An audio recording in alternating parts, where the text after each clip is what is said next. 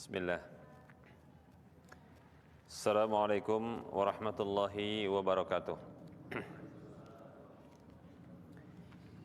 Innal hamdalillah nahmaduhu wa nasta'inuhu wa nastaghfiruh wa na'udzu billahi min shururi anfusina wa min sayyiati a'malina may yahdihillahu fala mudilla lahu wa may yudlilhu fala hadiyalah. Wa asyhadu an la ilaha illallah wahdahu la syarika lah wa asyhadu anna Muhammadan abduhu wa rasuluhu sallallahu ya ayyuhalladzina amanu taqullaha haqqa tuqatih wa la tamutunna illa wa antum muslimun ya ayyuhan nasu taqu rabbakumul ladzi wattaqullaha alladzi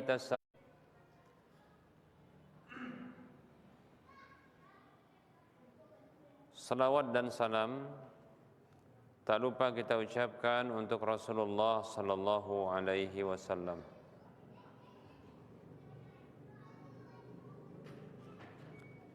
Baik para hamba Allah rahimani wa rahimakumullah.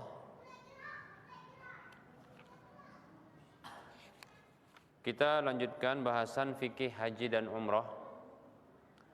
Dan kita masuki penjelasan yang ketiga, yaitu rukun yang ketiga setelah rukun yang pertama yaitu ihram, kemudian yang kedua adalah tawaf. Maka yang ketiga ini adalah as-sa'yu bainas safa wal marwati, yaitu sa'i antara bukit Safa dan bukit Marwah. Baik para hamba Allah rahimani wa rahimakumullah, sa'i definisinya adalah al-masyu bainas safa wal marwati zihaban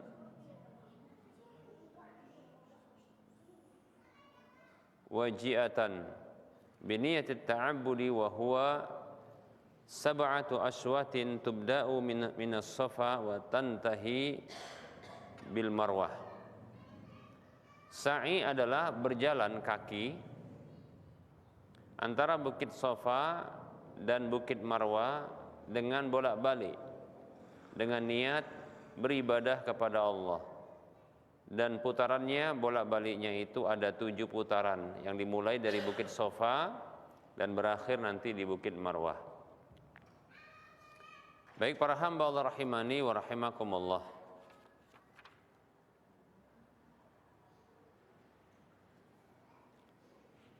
Secara ringkas, sa'i ya adalah jalan kaki dari bukit Safa ke bukit Marwah. Ya. Ringkasnya, sa'i itu adalah jalan kaki dari bukit Safa ke bukit Marwah. Yang bolak-baliknya putarannya adalah dari bukit Safa ke bukit Marwah itu terhitung 1, dan dari bukit Marwah ke bukit Safa itu sudah terhitung putaran berikutnya. Jadi dikatakan 1 putaran adalah dari 1 bukit kepada bukit yang lainnya, bukan dari 1 bukit nanti kembali ke bukit itu, bukan, ya. Ingat, ini bukan seperti tawaf, ya, yang dimulai ya dengan sejajar, yang dimulai ya pada posisi yang sejajar dengan Hajar Aswad yang dijadikan sebelah kirinya, kemudian kembali nanti ke Hajar Aswad. Sa'i tidak seperti itu, ya. Hitungan 1 putarannya, ya, kalau dia tawaf dari sisi atau dari arah setentang dengan Hajar Aswad dan kembali ke Hajar Aswad itu untuk tawaf. Tapi kalau sa'i tidak demikian. Sa'i itu adalah jalan kaki dari 1 bukit kepada bukit yang lain, itu sudah terhitung satu apa? 1 putaran. Jadi dari 1 bukit, dari bukit Safa ke Marwah 1. Ya, nanti dari Marwah ke Safa 2. Ya, kemudian dari Safa ke Marwah lagi berapa? 3. Nah, kalau dia 7 putaran berakhir di mana? Di mana? Di Marwah. Ya, karena ya kalau ganjil di Marwah, ya. Kalau genap dia di Safa. Demikian para hamba Allah rahimani wa rahimakumullah. Nanti untuk rinciannya apa yang mesti untuk dibaca ya ketika di Bukit Safa, di Bukit Marwah, ya insyaallah taala nanti akan kita bahas ketika bahas tentang hukum-hukumnya, ya. Nanti ada pembahasan tentang syarat-syarat sa'i, sunnah-sunnah sa'i, ya. Baik para hamba Allah rahimani wa rahimakumullah. Nah, kita akan bahas ya hukum dari sa'i itu. Para hamba Allah rahimani wa rahimakumullah, para ulama mereka berbeda pendapat tentang hukum sa'i. Ya. Hukum sa'i dari haji itu para ulama mereka berbeda pendapat, menjadi 3 pendapat. Pendapat yang pertama, pendapat yang mengatakan bahwasanya sa'i dari Bukit Safa ke Bukit Marwah itu merupakan salah satu dari rukun-rukun haji. Ini adalah pendapatnya Imam Malik, Imam Asy-Syafi'i, Imam Ahmad dalam salah satu riwayat beliau.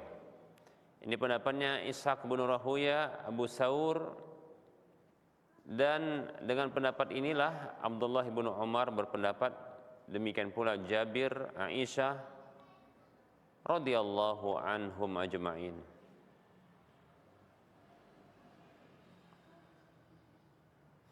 Pendapat ini mengatakan siapa saja yang lupa sa'i atau lupa salah satu putaran dari sa'i tersebut,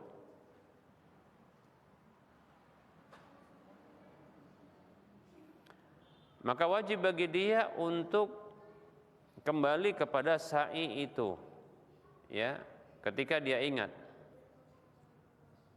Ini menunjukkan dia adalah rukun menurut pendapat ini, ya. Jadi kalau contohnya lupa sa'i atau lupa salah satu dari ya hitungan sa'inya, putarannya, demikian. Baik itu dia masih di Mekah atau dia dalam perjalanan atau dia sudah di negerinya, maka wajib bagi dia untuk kembali menyempurnakannya. Kalau tidak maka batal hajinya karena meninggalkan sa'i atau salah satu dari putaran sa'i itu. Dan itu tidak bisa ditebus dan disempurnakan dengan pembayaran dam atau tebusan. Ini menurut pendapat yang pertama, yaitu mengatakan bahwa sa'i itu adalah rukun dari salah satu rukun haji. Mana dalilnya untuk hal ini? Yang pertama adalah firman Allah Subhanahu wa taala di dalam surah Al-Baqarah ayat 158. Allah katakan, a'udzu billahi minasyaitonir rajim. Inna as-safa wal marwata min sya'airillah faman hajjal baita aw i'tamara fala junaha alaihi ayyatawafa bihima. Kata Allah Subhanahu wa taala, sesungguhnya Safa dan Marwah itu termasuk syiar-syiar Allah. Maka siapa saja yang berhaji ke Ka'bah atau berumrah, maka tidak mengapa ia melakukan keliling di antara keduanya. Berkeliling, ya.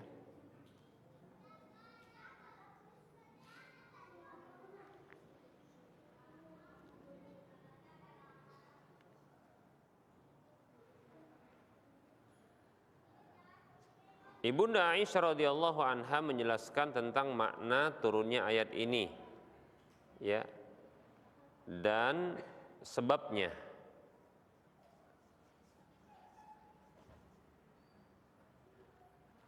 Disebutkan, ya, dalil berikutnya hadis Urwah rahimahullahu taala, sa'altu Aisyah radhiyallahu anha, aku katanya bertanya kepada ibunda Aisyah radhiyallahu anha, faqultu laha, aku katakan kepada beliau, ara'aiti qaulallahi ta'ala, apa pandangan Anda terhadap firman Allah taala, inna safa wal marwata min sya'airillah, Faman hajjal baita aw i'tamara fala junaha alaihi ay yatawafa bihima. Sesungguhnya Safa dan Marwah itu termasuk syiar-syiar Allah, maka siapa saja yang haji di Ka'bah atau berumrah, maka tidak ada dosa bagi dia untuk tawaf di antara keduanya. Maksudnya adalah berkeliling di antara keduanya. Fa wallahi ma ala ahadin junahun alla yatawafa bis Safa wal Marwah. Maka demi Allah, ya,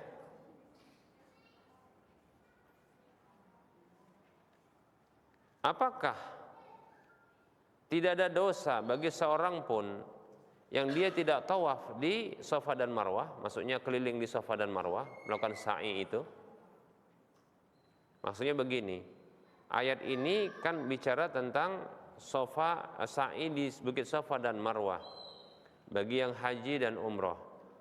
Lalu kata Allah, tidak ada dosa untuk melakukan berkeliling di antara keduanya. Dipahami bahwasanya tidak ada dosa untuk melakukan keliling di antara keduanya, berarti tidak ada dosa juga untuk meninggalkannya, gitu. Kok bisa begitu? Nah, ini pertanyaan dari Urwah, ya, yaitu ponakan dari Ibunda Aisyah radhiyallahu anha. Jadi seolah-olah ayat ini bicara tentang hukumnya, bahwasanya ini seolah-olah boleh untuk ditinggalkan, boleh untuk dikerjakan. Nah begitu. Apa kata Ibunda Aisyah radhiyallahu anha? Bi sama qulta ya ibna ukhti. Sungguh buruk apa yang kau ucapkan itu, wahai ya ponakanku, putra dari saudariku, katanya. Inna hadhihi law kanat kama awaltaha alaihi kanat la junaha alaihi alla yatawafa bihima. Sesungguhnya ini, andaikan sebagaimana yang engkau ucapkan, ya, yang sebagaimana engkau jelaskan, maka tidak ada dosa bagi orang yang, ya, yang tidak tawaf atau tidak sa'i di antara keduanya. Ya.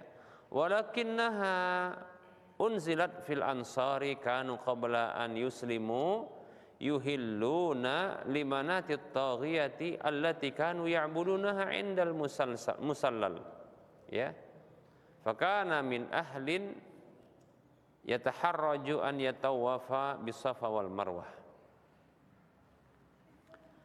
Falamma aslamu sa'alu Rasulullah sallallahu alaihi wasallam an dzalika. Kata Ibunda Aisyah radhiyallahu anha, sesungguhnya, ya, andaikan hal ini seperti apa yang kau jelaskan, tidak ada dosa untuk tidak bersa'i di antara keduanya, ya.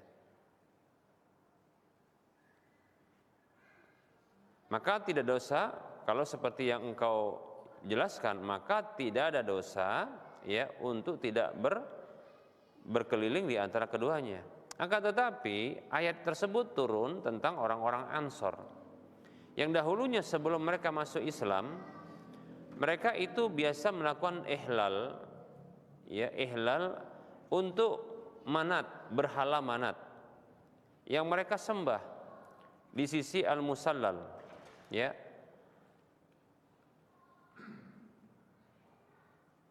Dan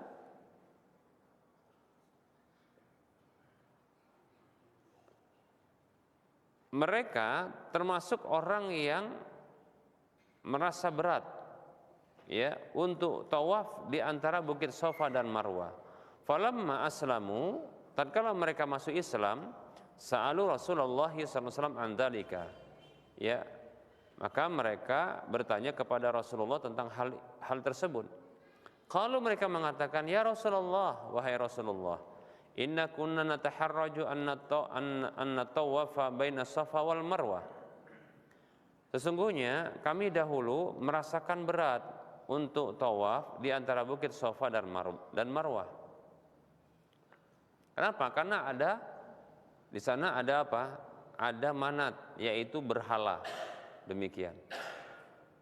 Jadi ada berhala manat di antara Bukit Safa dan Marwah itu. Demikian. Jadi mereka Ketika masuk Islam itu kan merasakan berat. Kok ada syariat bukit sa'i di antara Bukit Safa dan Marwah. Ini kan di masa jahiliyah dahulu ini bentuk mengagungkan manat, berhala manat gitu loh. Jadi mereka merasa berat. Ya, merasa berat untuk melakukan sa'i tersebut, ya. Fa anzalallahu ta'ala inna safa wal marwata min syairillah. Maka Allah pun menurunkan, ya, ayatnya, sesungguhnya Safa dan Marwah itu termasuk syiar-syiar Allah. Maksudnya begini, syariat terkait dengan ya sa'i antara Bukit Safa dan Marwah tetap diberlakukan walaupun ada berhala, gitu loh, paham ya? Karena itu syiar-syiar Allah. Ya kalau ada manat, berhala manatnya, maka berhala ini yang harus dihindarkan, dijauhkan, dihancurkan. Memang sudah dihancurkan, ya. Begitu ya kota Mekah itu ditaklukkan, maka di antara agenda yang dilakukan oleh Rasulullah adalah menghancurkan ya berhala-berhala. Ya di antaranya berhala manat ini. Demikian, ya. Baik para hamba Allah rahimani wa rahimakumullah. Jadi rasa beratnya karena dulunya di antara Bukit Safa dan Marwah ada apa? Ada berhala manat. Nah, begitu. Yang biasa orang dulu tuh keliling gitu, paham ya? Nah, di situ. Jadi sekaligus dikelilingi begitu dia. Nah, mereka sudah masuk Islam, kok ada sa'i antara Bukit Safa dan Marwah, ini kan kegiatannya orang-orang jahiliyah gitu loh kira-kira ya. Jadi ada rasa berat mereka. Maka Allah menjelaskan inna Safa wal Marwah min syairillah. Sesungguhnya Bukit Safa dan Marwah itu adalah syiar-syiar termasuk syiar Allah. Faman hajjal baita aw i'tamara, siapa saja yang berhaji ke Ka'bah dan berumrah, fala junaha alaihi ayat tawafa bihim. Maka tidak mengapa mereka itu keliling di antara keduanya. Gitu loh, paham ya? Maksudnya berkeliling itu tidak mengapa. Kenapa? Manatnya sudah tidak ada. Nah gitu. Itu syiar Allah. Nah gitu loh, paham ya? Jadi ungkapan tidak mengapa itu bukan sedang menunjukkan bolehnya sa'i itu untuk dilakukan dan boleh juga untuk ditinggalkan, bukan. Tapi untuk menolak anggapan atau menolak rasa berat dari sahabat-sahabat Ansor yang dulu mereka melakukan iya, putar-putaran, muter di berhala manat di antara Bukit Safa dan Marwah. Itu sebenarnya yang dikatakan oleh Allah tidak ada dosa. Kenapa? Manat sudah hancur, tidak ada lagi, kan begitu. Dan Bukit Safa dan Marwah itu adalah syiar Allah. Baik, seperti itu ya. Mudah-mudahan bisa dipahami. Qalat Aisyah radhiyallahu anha, Ibunda Aisyah radhiyallahu anha mengatakan, wa qad sanna Rasulullah sallallahu alaihi wasallam at-tawafa bainahuma falaysa li ahadin an yatruka at-tawafa bainahuma. Sungguh Rasulullah sallallahu alaihi wasallam mencontohkan tawaf itu di antara keduanya. Maksud tawaf itu maksudnya keliling, tawaf itu artinya keliling, ya, berkeliling di antara keduanya, Bukit Safa dan Bukit Marwah. Maka tidak boleh bagi seorang pun untuk meninggalkan berkeliling itu di antara keduanya, Bukit Safa dan Marwah. Demikian. Ini hadis riwayat Bukhari. Ini dalil yang menunjukkan bahwasanya ya sa'i di antara Bukit Safa dan Marwah adalah rukun. Ya, ini menurut pendapat yang pertama. Dalil yang lainnya adalah hadis yang diriwayatkan oleh Imam Ahmad dan Al-Hakim. Dan derajatnya adalah sahih berdasarkan jalan-jalannya. Nabi SAW bersabda, "Is'au fa innallaha kataba 'alaikumus sa'ya." Bersa'ilah kalian karena sesungguhnya Allah telah mewajibkan atas kalian atau menetapkan atas kalian sa'i itu. Hadisnya diriwayatkan oleh Imam Ahmad dan Hakim. Sahih ya. Ini yang ya dalil yang menjadikan ya para ulama berpendapat dengan pendapat yang pertama ini, yaitu menganggap sa'i adalah rukun. Demikian. Dalil berikutnya Perkataan Ibunda Aisyah radhiyallahu anha, tawafa Rasulullah sallallahu alaihi wasallam wa tawafal muslimuna, ta'ni baina Safa wal Marwah. Fakanat sunnatan wa li umri ma atammallahu hajja man lam yatuf baina Safa wal Marwah. Ibunda Aisyah radhiyallahu anha mengatakan, Rasulullah SAW melakukan berkeliling, dan demikian pula orang-orang Muslim melakukan berkeliling, yaitu di antara bukit Safa dan Marwah. Dan itu adalah petunjuk Nabi. Ya, sungguh, ya, sungguh Allah tidak akan menyempurnakan haji orang yang tidak berkeliling di antara Safa dan Marwah. Begitu ya, riwayat hadisnya riwayat Muslim dan Ibnu Majah. Baik para hamba Allah rahimani wa rahmakumullah, kemudian dalil berikutnya adalah sabda Nabi sallallahu alaihi wasallam kepada Ibunda Aisyah radhiyallahu anha, tawafuki bil baiti wa baina as-safa wal marwati yujziki au yakfiki li hajjiki wa umrataki wa umratiki, afwan, ya. Hadisnya diriwayatkan oleh Imam Abu Daud, Baihaqi dan Baghawi.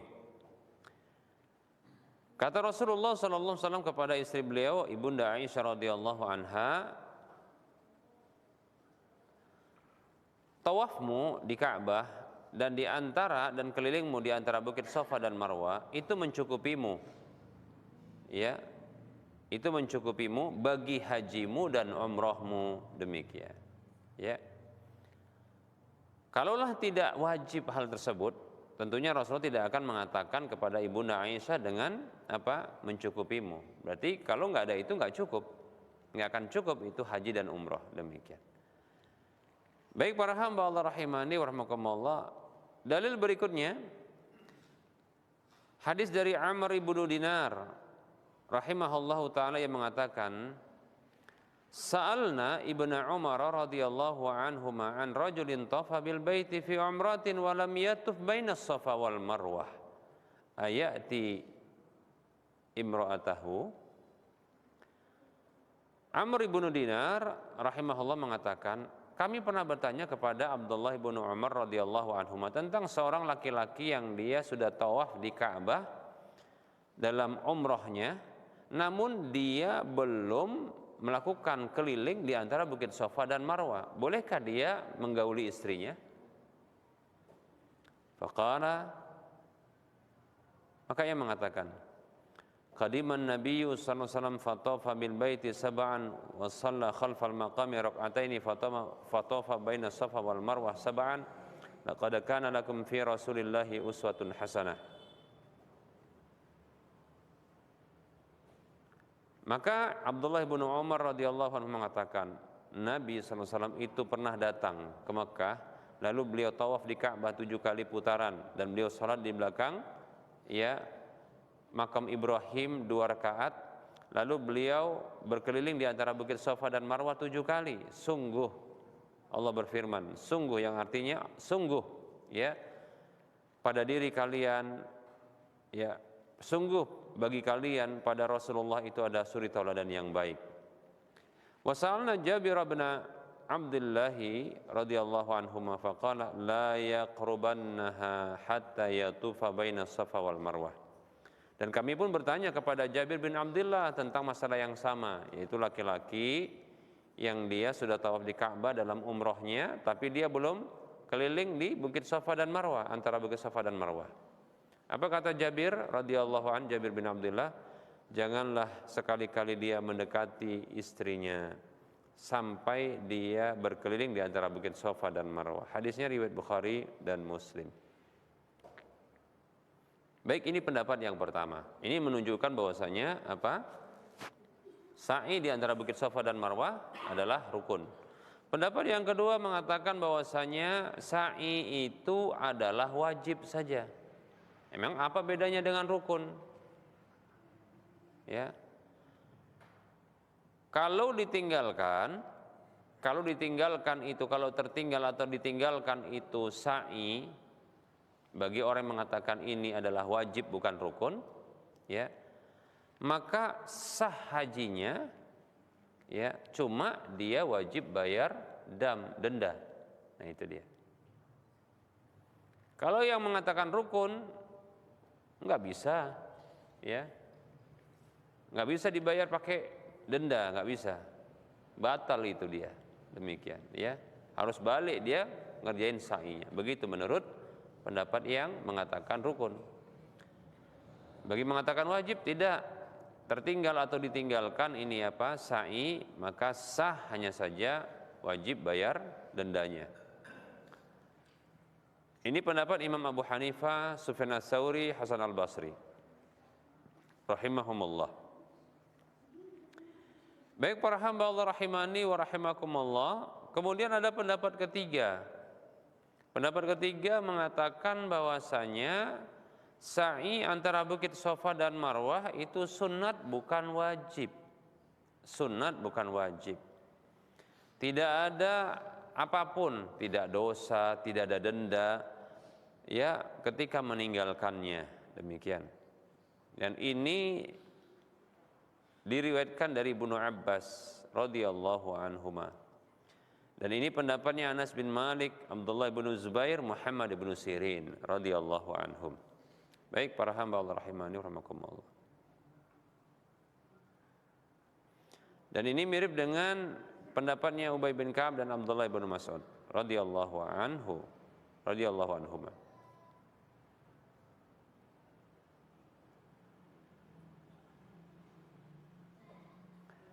Kenapa? Karena di dalam mushaf Qur'annya Ubay bin Ka'ab dan Abdullah bin Mas'ud ada qiraah, bentuknya begini qiraah Qur'annya. Fala junaha alaihi alla yatufa bihima. Tidak ada dosa untuk tidak tawaf atau berkeliling di antara keduanya. Ya, ini pendapat itu, ya. Tapi ini qiraahnya qiraah yang ghairu masyhurah, ya. Enggak masyhur, karena yang termaktub di dalam Mushaf Utsmani adalah fala junah alaihi ayyat tawafa bihima. Demikian, ya.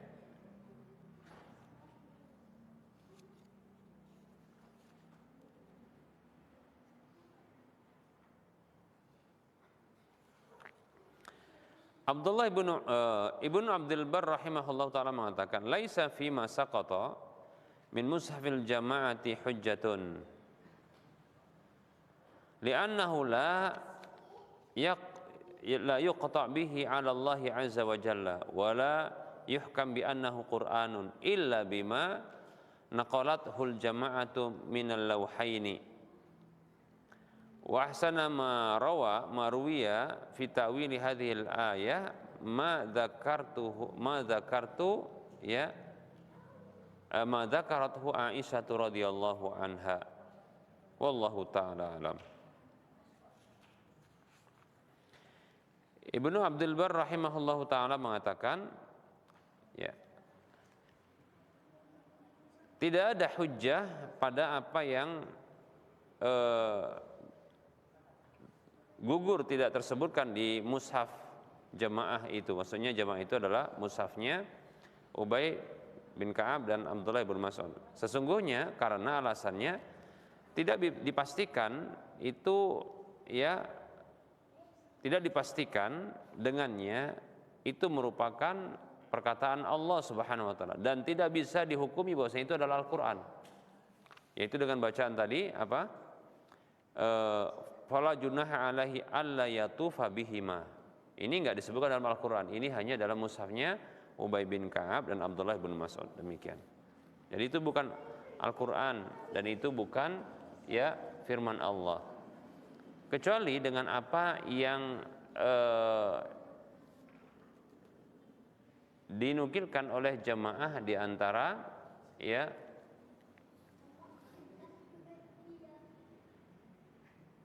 dua mushaf.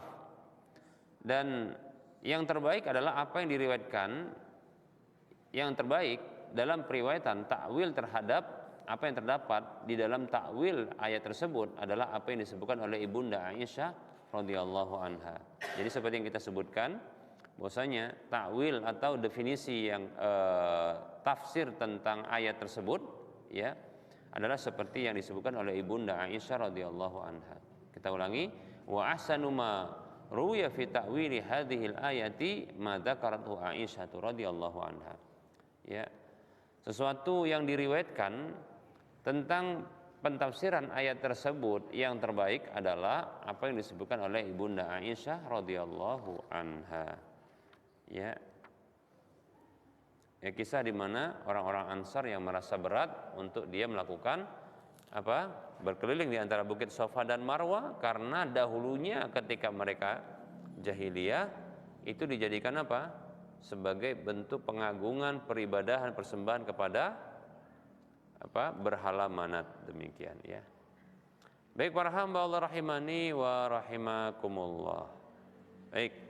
Nah, ini terkait dengan hukum dari sa'i yang di sini ada 3 pendapat. Wallahu ta'ala alam, yang jelas bahwasanya jumhur ulama berpendapat bahwasanya hukumnya adalah rukun haji ya. Begitu juga rukun umrah. Baik para hamba Allah rahimani wa rahimakumullah, ini pendapat yang wallahu ta'ala alam kuat ya berdasarkan dalil-dalilnya. Baik para hamba Allah rahimani wa rahimakumullah, kita cukupkan untuk penyampaian materi. Kita cukupkan dulu materinya ya. Kita buka sesi soal jawab. Bagi yang mau bertanya dipersilahkan. Kalau tak ada lanjut ini.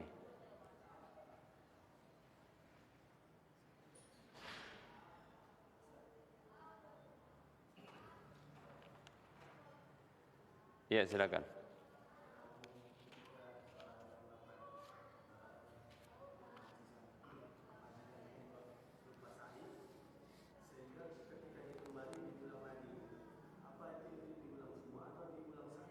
Sa'inya saja. Iya, bagi mengatakan rukun. Bagi mengatakan rukun. Karena sa'inya harus di sana ya.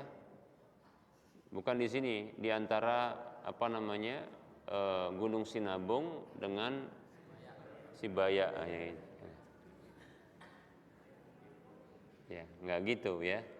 Enggak gitu ceritanya. Ya. Tapi kalau contohnya ya itu sa'i ya. Nanti ada bicara tentang tahallul. Ada yang Masya Allah ya. Ada yang nanya ke ana tentang seorang perempuan yang dia lupa tahallul, potong rambut.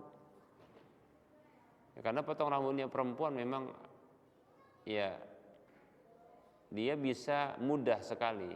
Tapi laki-laki pun sebenarnya mudah juga. Ya, saking mudah karena boleh dipotong sedikit begitu. Ya. Sunnahnya mengambil semua rambut gundul. Ya. Atau dia taksir memendekkan. Ini mendekkan dia ngambil dikit aja. Perempuan ya itu dengan cara mengumpulkan rambut kemudian ngambil satu dipotong seukuran satu ruas jari. Rupanya lupa ibu ini. Ya. Lupa. Karena mungkin terlalu mudahnya atau mungkin karena terlalu tuanya, karena tua juga. Sampai tanah air sampai berbulan-bulan. Sudah sampai tanah air itu lupa. Teringat, cuma sama siapa mau nanya gitu kan. Nah, setelah berbulan-bulan baru ditanyakan. Gimana ini? Ya Allah. Gimana itu? Ya sudah, tahallulkan saja, yaitu apa dipotong saja. Terus gimana sebelum-sebelumnya? Ya, karena nggak tahu, karena kejahilan ya sudahlah, apalagi. Tapi kalau potong nggak perlu balik lagi ke sana. Kenapa? Karena motongnya itu nggak ada, mudah deh, motong saja. Nggak harus motongnya, contohnya nanti di depan Ka'bah gitu, nggak ya? Atau motongnya di mana? Di antara Bukit Safa atau di Bukit Marwah gitu, nggak ada, nggak harus. Jadi cukup motong saja. Nah, jangan sampai begitu. Kalau tahallul itu yang motong rambut, bolehlah dikatakan lupa. Tapi sa'i lupa kan kebangetan.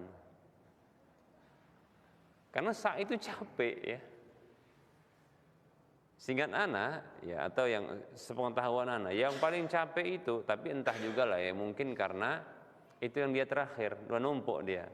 Sa'i itu yang paling berat ketimbang apa? Tawaf. Karena tawaf itu lebih mudah. Tawaf itu lebih mudah. Itu nggak sampai setengah jam aja, agak sedikit cepat kalau sendiri ya, lebih cepat itu bisa. Tapi kalau sa'i mau cepat, ya Allah. Ya. Kalau sa'i mau cepat, payah mau cepat tuh sa'i ya. Karena jauh jaraknya. Lumayan ya. Wallahu ta'ala alam ya. Jadi karena capek gitu dan karena jauh, nggak mungkin orang lupa. Cuma masalahnya mungkin ya sepele, nah begitu mungkin. Atau mungkin karena tuanya, ya tua. Makanya kalau mau ibadah tuh jangan tua-tua lah, payah kali ya. Iya, tapi gitu pula ya rezekinya Ustaz pas tua katanya. Gitu pula. Ini orang Indonesia memang gitu. Rezekinya pas tua. Ya. Rezekinya pas tua. Waktu muda payah kali, ya kan? Ya. Tapi sebenarnya karena pas muda biasanya banyak kali angan-angannya, kan gitu ya. Entah apa yang dibuat rumah lah, ya kan? Yang belum kawin lah, yang udah kawin lagi kan gitu ya. Nah, nanti buat rumah, udah rumah perbagus rumah, begitu lagi kan gitu, ya. Nanti pingin punya mobil, punya sepeda motor, nah seperti itu.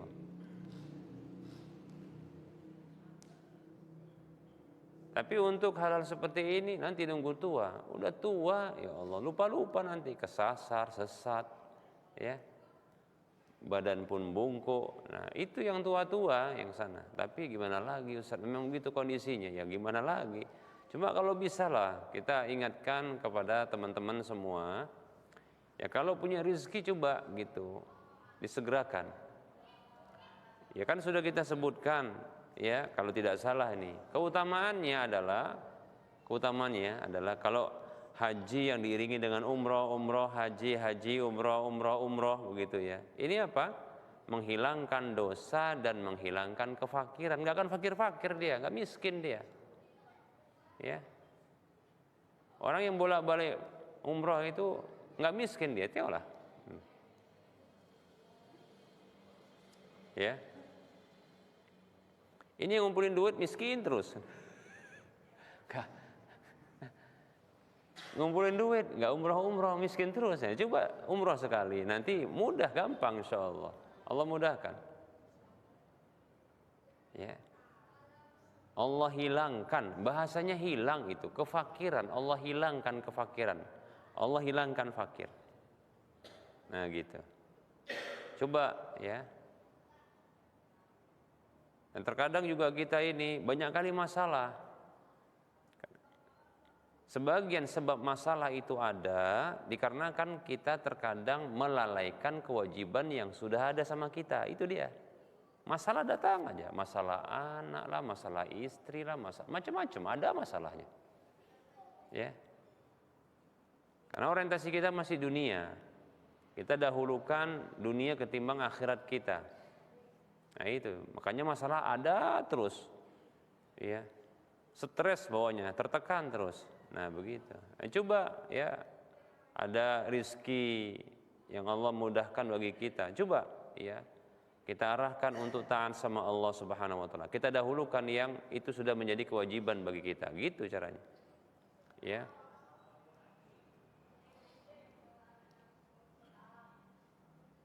Supaya kita nggak bermasalah terus, dikasih masalah terus. Ya. Karena kita salah orientasi, gitu ya.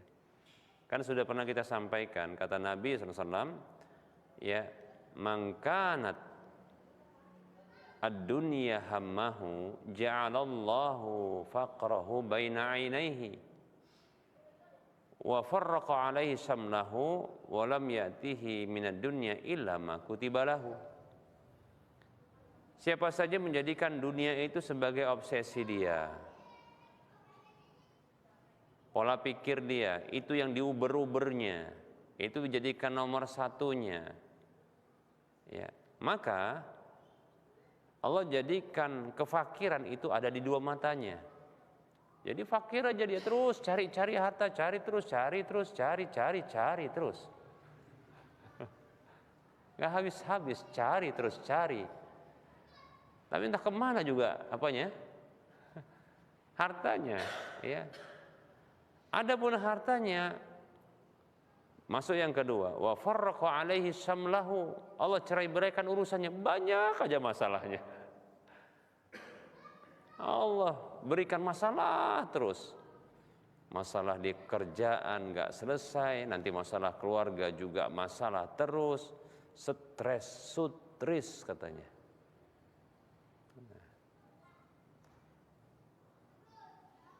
Ya begitu, karena orientasinya dunia kita. Coba orientasinya akhirat. Ya. Di antara bentuk orientasinya akhirat, dia dahulukan yang wajib, gitu dia. Bukan urusan yang boleh-boleh, yang halal-halal, gitu, bukan, yang wajib dulu. Yang terkait dengan harta, dahulukan yang wajib terkait dengan harta. Ibadah-ibadah wajib terkait dengan harta didahulukan, gitu dia. Apa itu?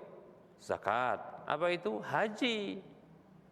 Satu pendapat umroh mengatakan, ada pendapat mengatakan itu wajib. Nah, gitu. Walam ya'tihi minad dunya illa ma kutiba lahu, dan enggak datang dunia itu kepada dia kecuali apa yang telah ditetapkan untuk dia saja. Nah, gitu. Kira dijadikan orang kaya, tapi masalah-masalah tadi terus ada. Ya. Yang pola pikirnya tadi itu miskin aja bawaannya, kan gitu ya. Kemudian apa? Masalah dirulung masalah terus, demikian. Nyari dunia pun enggak kaya-kaya gitu ya. Kaya apa? Ya kayak dia lah ya. Kayak dia gitu maksudnya. Baik para hamba Allah rahimani wa rahimakumullah. Alhamdulillah ya, ada sebagian ikhwan kita dapat rezeki dia, Masya Allah ya. Itu disisihkan sebahagian untuk apa? Daftar haji. Nanti sebahagian lagi nanti untuk apa? Untuk umroh. Nah gitu dia. Nanti sisanya baru dibelikan untuk, kalau belum punya mobil baru beli mobil gitu ya. Cuma jangan lupa zakatnya gitu ya.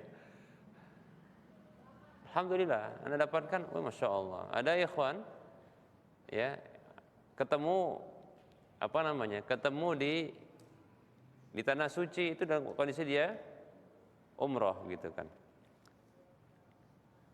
Dan saya baru lihat tadi, di depan rumahnya ada mobil. Masya Allah. Masya Allah ya. Nah begitu ya. Baik, makanya kalau dari rezeki ya coba didahulukan yang wajib dia. Ya.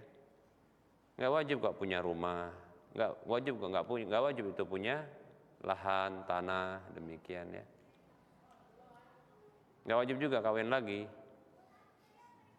Tapi kalau butuh silakan, nggak apa-apa, saya dukung. Nggak wajib juga beli mobil, demikian ya. Kalau haji jelas wajibnya, nggak ada, itu muttafaq alaih, bahkan mujma' alaih, disepakati oleh para ulama. Ya. Kemudian kalau umroh ada ikhtilaf para ulama, dia mengatakan wajib. Ya, kalau ini yang dijadikan orientasinya, pasti insya Allah kalau punya harta ini jadi pilihannya, begitu. Ya, ini pilihannya. Bukan yang lain-lain pilihannya, ini pilihannya. Nah seperti itu. Mudah-mudahan orang seperti ini urusannya mudah insya Allah. Itu bentuk, itu orientasi akhiratnya. Makanya kelanjutan dari hadis tadi, wa man kanatil akhiratu hammahu ja'alallahu ghinahu fi qalbihi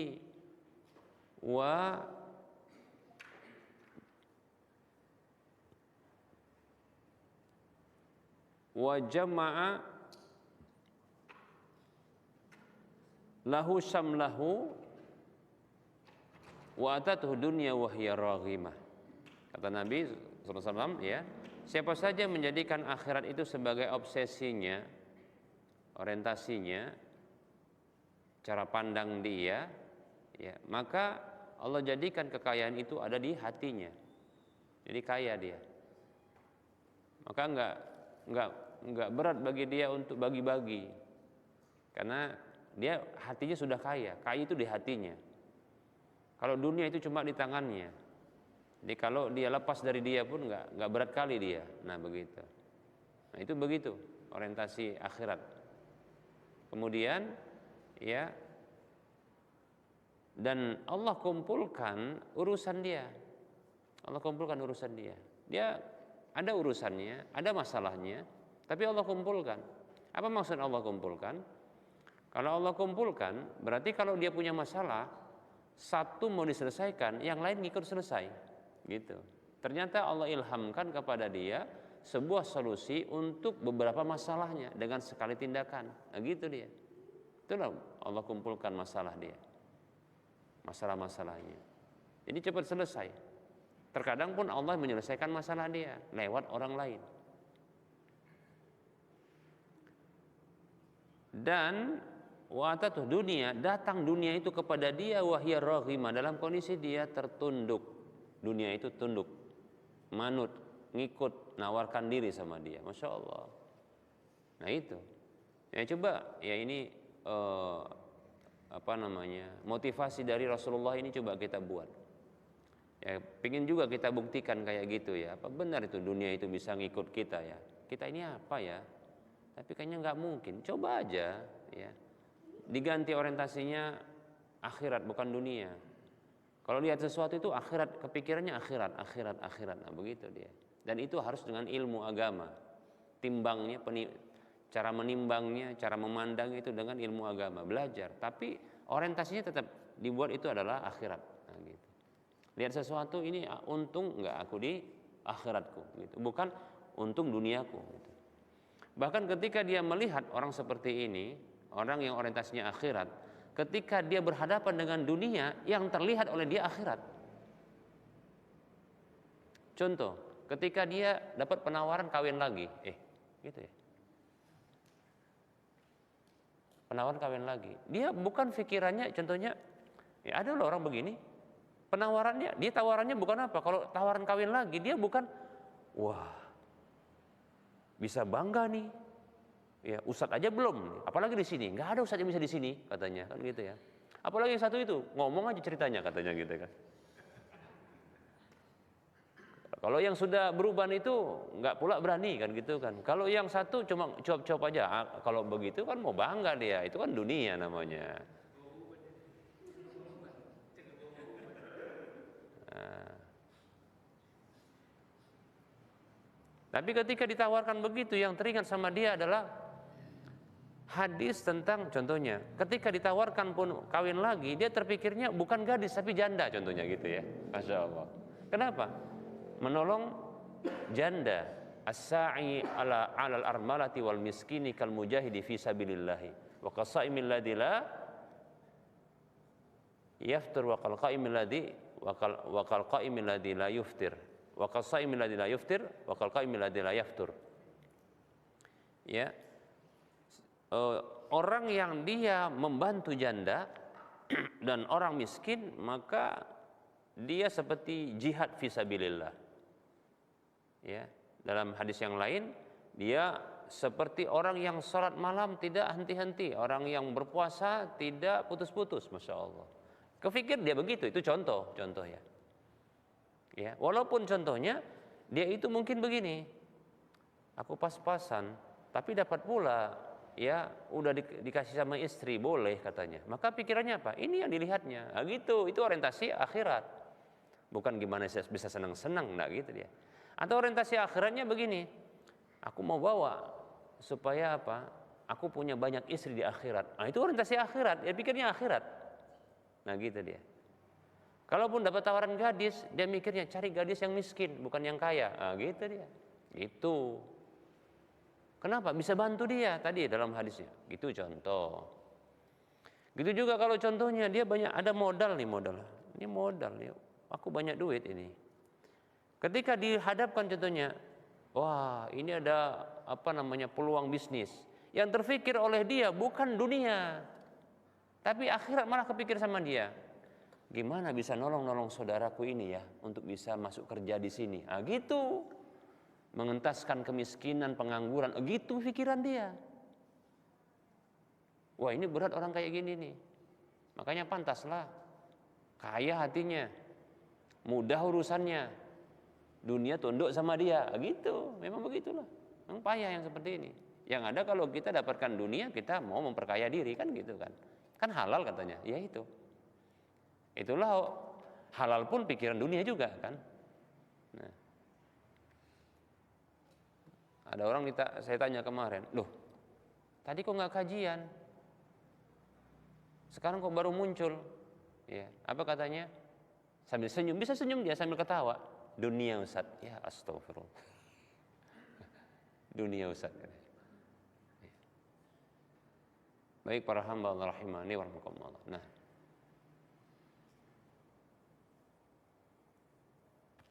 baik ya. Ada yang berikutnya mau bertanya? Ya.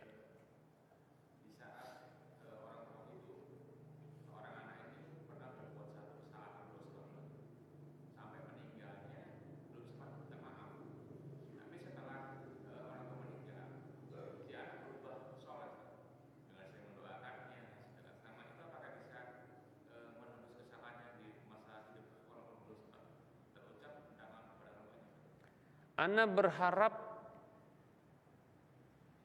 berharap anak yang dulunya suka maksiat dan bejat gitu ya, katakanlah durhaka sama orang tuanya, punya kesalahan, ketika dia soleh, insya Allah ya, ana berharap ada peluang bagi dia untuk dimaafkan oleh orang tuanya. Nah, kalau seorang anak dia mohon ampun untuk orang tuanya, maka orang tuanya akan diberi tahu oleh Allah Subhanahu wa taala. Dalam hadis yang diriwayatkan oleh Imam Al-Bukhari dalam kitab Adabul Mufrad, disahihkan oleh Syekh Al-Albani rahimahullah taala dari sahabat Abu Hurairah radhiyallahu anhu, disebutkan hadisnya Rasulullah bersabda, turfa'unil mayyiti ba'da mautihi darajatuhu. Diangkat derajat orang yang sudah mati setelah kematiannya. Diangkat. Ada orang diangkat derajatnya setelah kematian dia. Lalu dia bertanya, "Ay Rabbi ma hadhihi?" Wahai Rabbku, ini apa? Udah mati tapi diangkat.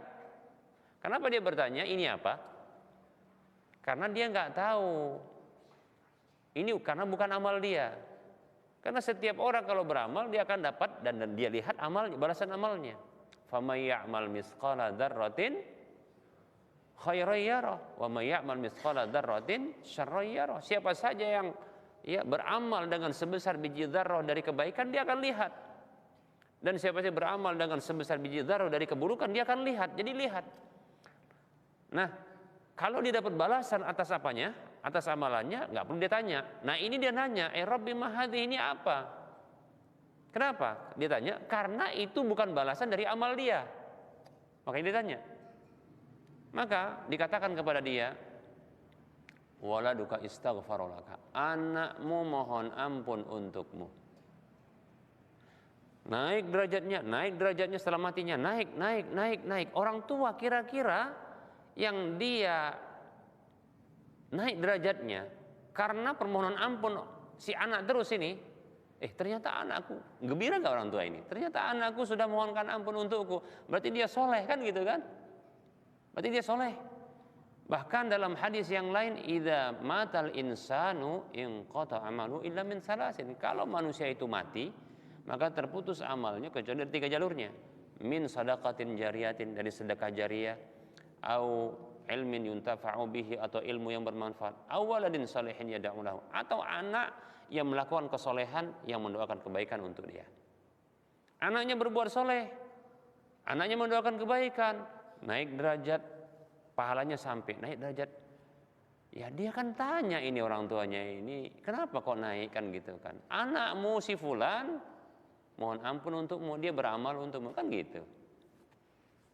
Masa nggak dimaafkan? Ya, anak kira ya, peluang besar untuk dimaafkan. Ya, bahkan ya model cara bakti seperti inilah yang lebih manfaat bagi orang tua, ya, ketimbang masa hidupnya, paham ya? Walaupun masa hidup itu penting untuk berbakti sama orang tua, karena kalau dia marah nanti, ya kita terhitung sebagai anak durhaka, kan gitu ya. Tapi dari sisi manfaat, tentunya lebih manfaat pahala-pahala, karena itu terkait dengan akhirat, kan gitu ya, yang sampai kepada orang tua. Ketimbang apa? Ketimbang kalau kita hanya berbakti, contohnya, nah, ma, ini pak, gitu kan, dikasih duit, pak, ma, ayah, bunda, ini dicucikan apanya, pakaiannya, disapukan rumahnya, dipelkan seperti itu kan urusan dunia itu kan. Tapi udah seneng kan? Maka saya yakin lebih senang lagi dapat kiriman pahala terus naik derajatnya. Kenapa? Karena itu yang di dunia tadi itu sudah selesai dan nggak kekal. Tapi ini belum selesai dan berterusan kekal selamanya. Paham ya? Gitu. Nah, gitulah caranya kalau kita mau buat baik sama orang tua kita. Wallahu ta'ala a'lam. Ada yang lain mau bertanya?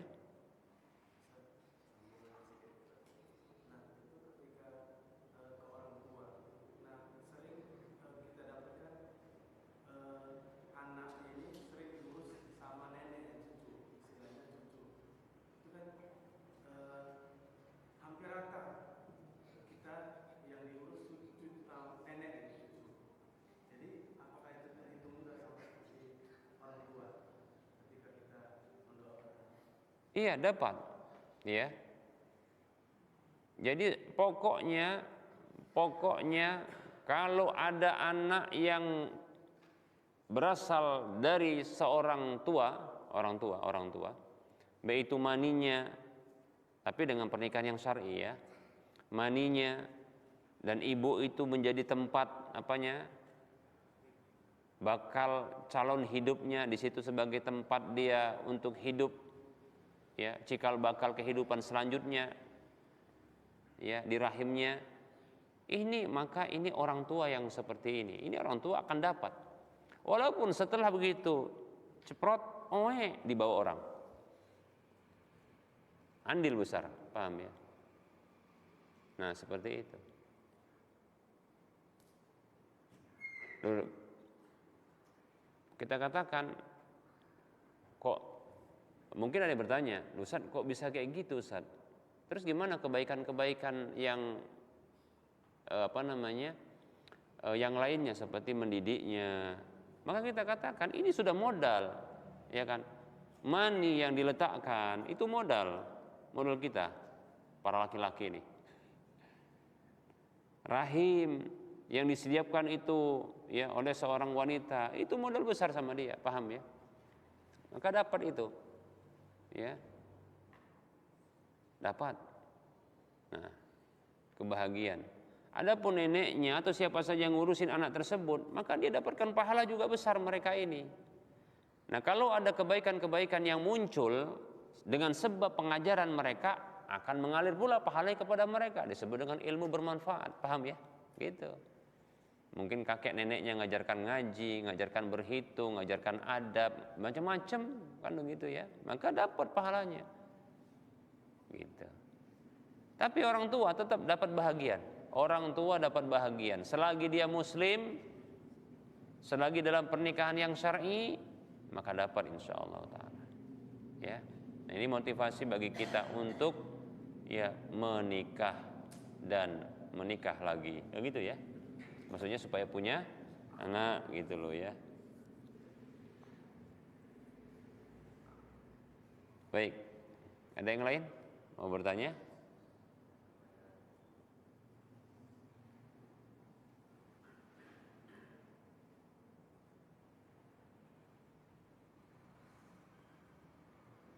Pemirsa nggak ada ya?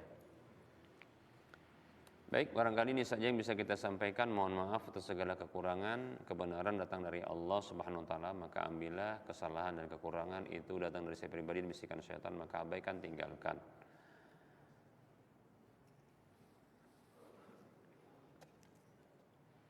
Barangkali ini saja. Sallallahu alaihi Muhammad wa ala alihi wa washabihi ajma'in. Subhanakallahumma wa bihamdika asyhadu an la ilaha illa anta astaghfiruka wa atubu ilaika walhamdulillahi rabbil alamin. Assalamualaikum warahmatullahi wabarakatuh.